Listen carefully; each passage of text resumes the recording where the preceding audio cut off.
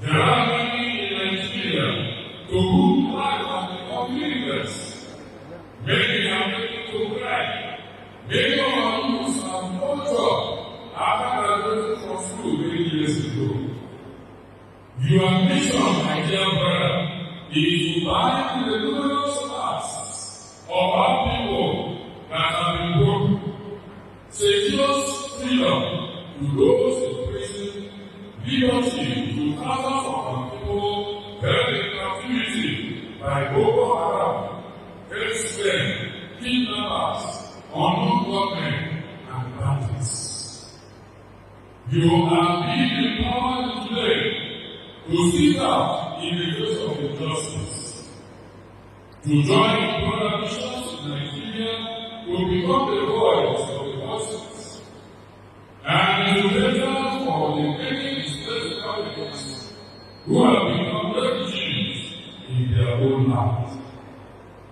You will become today another voice to renounce the mindless and reckless killing of God and the destruction of property in our communities here in the Southeast and elsewhere in our land.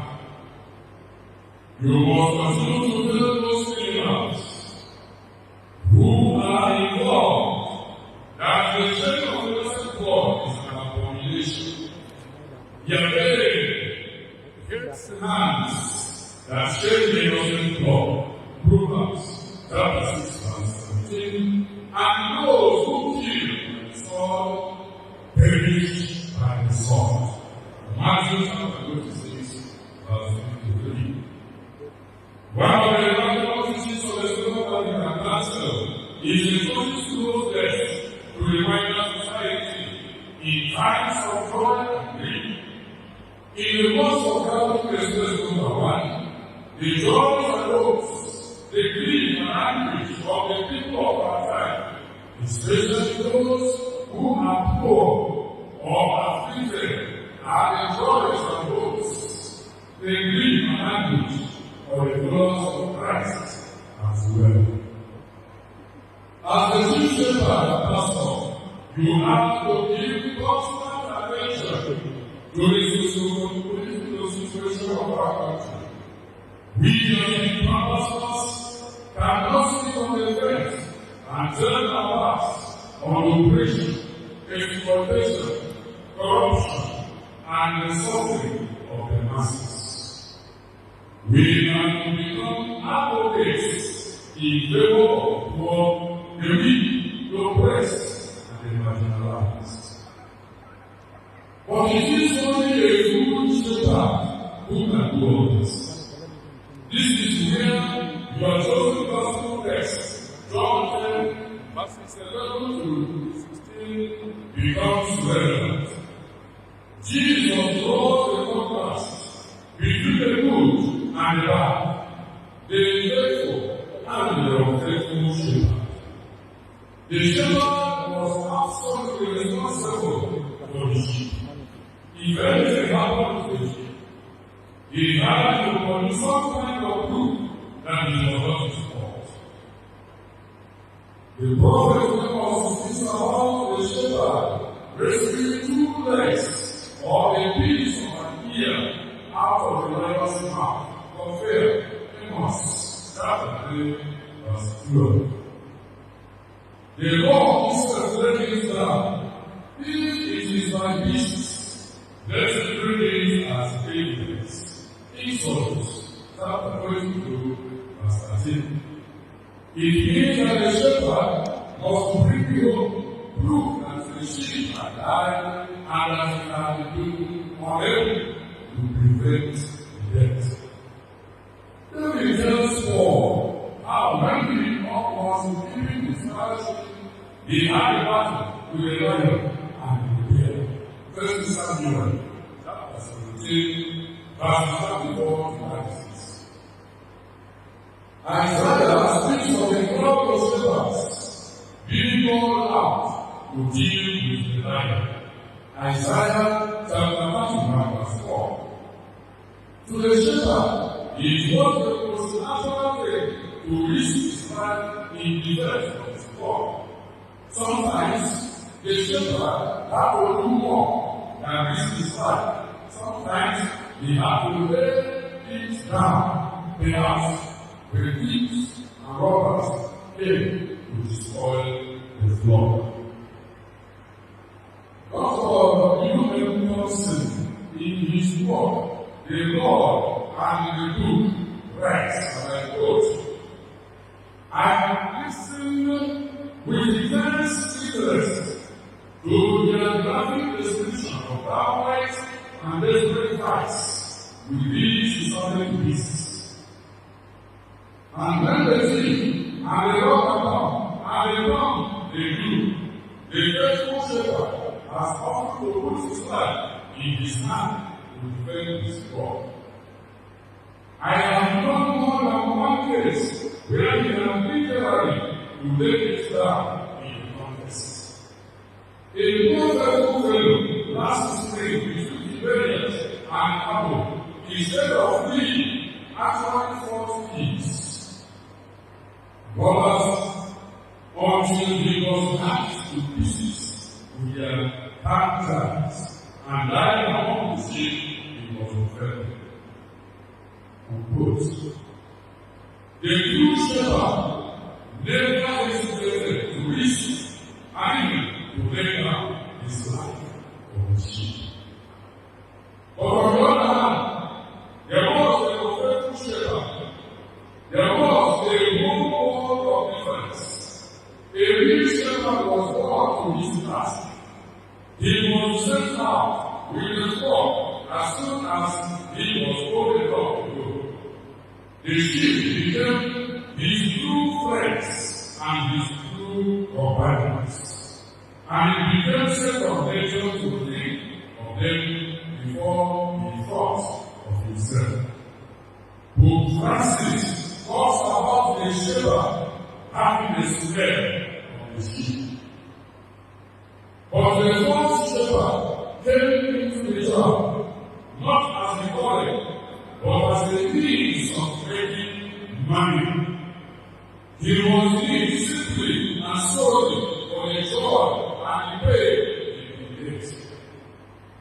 He might even be a man who had taken to the news because the town was too hot to hold him.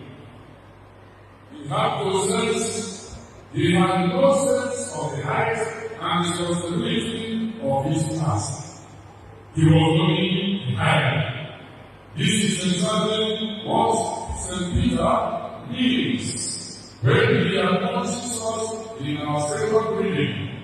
Give a shepherd's care to the flock of God, and that is entrusted to you.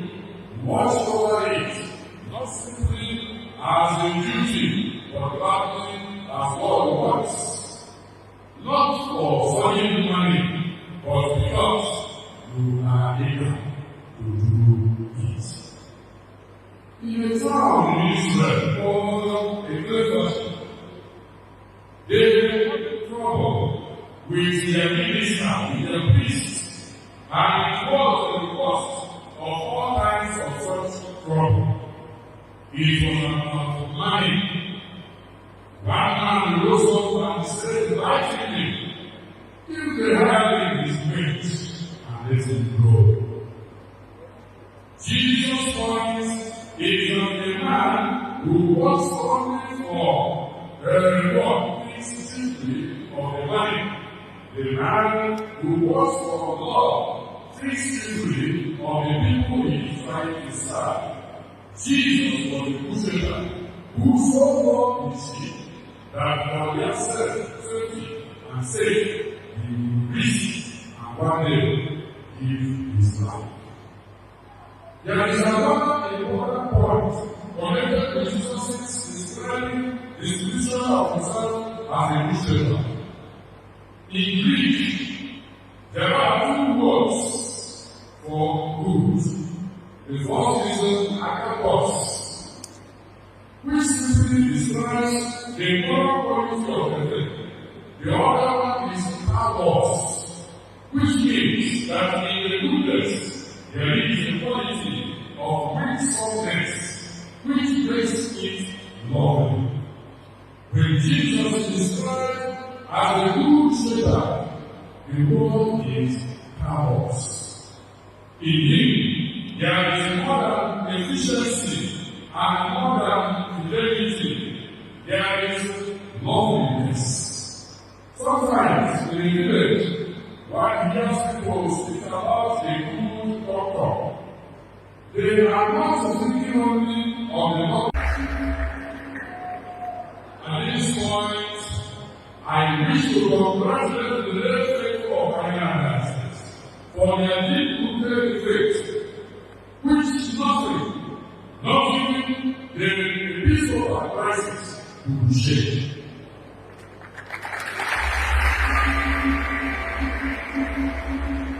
Reflecting on the 10th anniversary of the creation of Pioneer in 1998, the late Bishop Chikwe wrote, and I quote him, "Some people expected a thunderbolt to come from somewhere in their imagination to shatter us into pieces.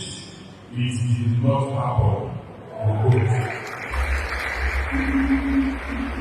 In the same way, some people expected that the church in Anglican was going to be extinguished. Some people thought of suppressing the dead. But thanks to the forgiving heart and the magnanimity of Pope Francis, Anglican has been small.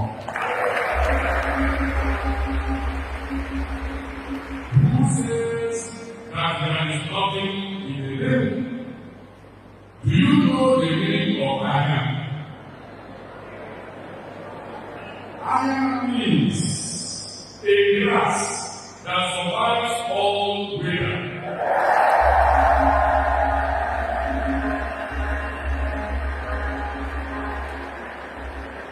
And this grass grows from all kinds of the soil and even on rocks. Only a few narcissists would have survived such a fierce crisis that at the end produced a calendar and business solution.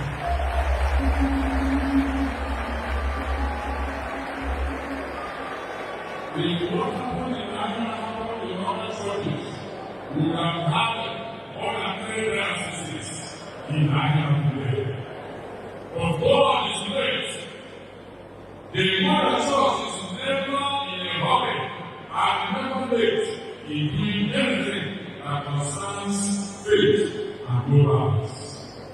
All I can say to you, my dear brothers and sisters, who ordain now, or join now, I come to you in the body, say I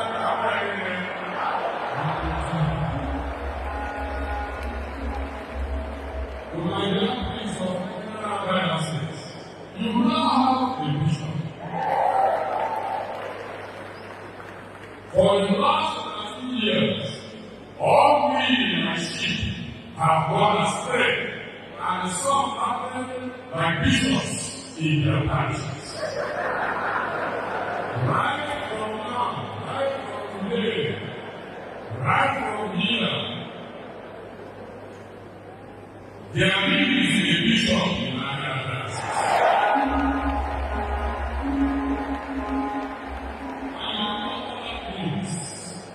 You know what that means. Unconditional obedience to him and his successors. Total loyalty and respect to his office. And we shall pray for you today that you will enjoy this legacy.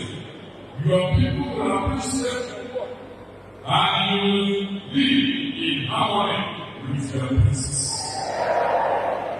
Always bear in mind that you are dealing with diocesan priests and no longer with the religious. Anglican diocese is indeed in safe hands.